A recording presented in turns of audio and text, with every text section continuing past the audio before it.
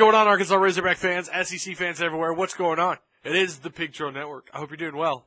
At the end of the video, if you'd be so kind, like, comment, share the content that you just watched. And, of course, if you haven't already, feel free to tap the subscribe button and don't forget the notification bell. We got a couple of interesting games this weekend for the Razorbacks. Arkansas on the road to take on Mississippi State, and then the men's basketball team hosting the Indiana Hoosiers. I'll say this really fast about the Mississippi State game. I just don't think I don't think Arkansas has much of a chance.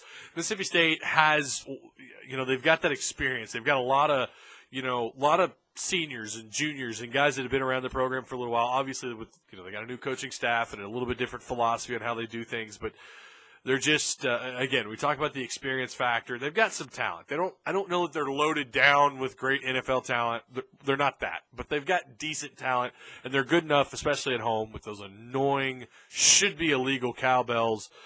It could wear on the Razorbacks just a little bit, but I think we've seen this before. I think Arkansas is probably competitive for a little bit, and then you just see Mississippi State kind of pull away. Maybe Arkansas can do what they did against LSU and make it a game late. I was really surprised with how Arkansas fought back in that game against LSU late in the fourth.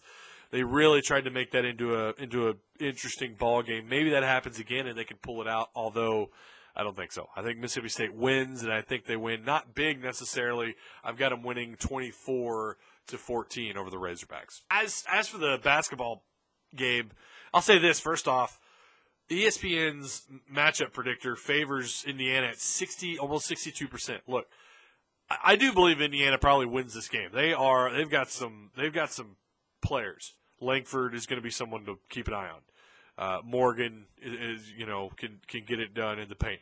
But 62% in Bud Walton, that should never be the case. I don't care if they're I think they win. I think Indiana wins, but I think it's going to be a ball game. And I do think people are going to pack Bud Walton. If you've got tickets, this would be a fun game to go to.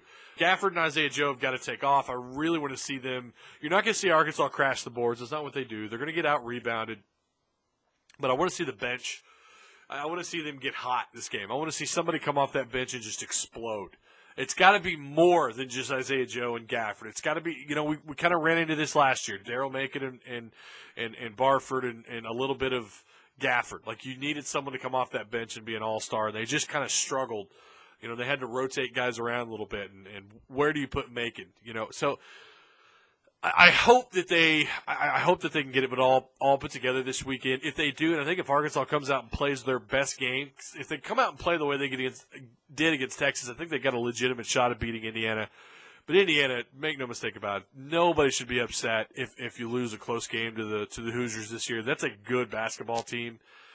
They're in really good shape this year, and if Arkansas makes this into a game, you've got to be proud, especially when you consider how young the Razorbacks are. We're going to learn quite a bit about them against Indiana. We learned something against Texas. I mean, they went up against a Texas team and should have won that game. We could talk about the timeouts and should you have fouled and what's going on at the free throw line.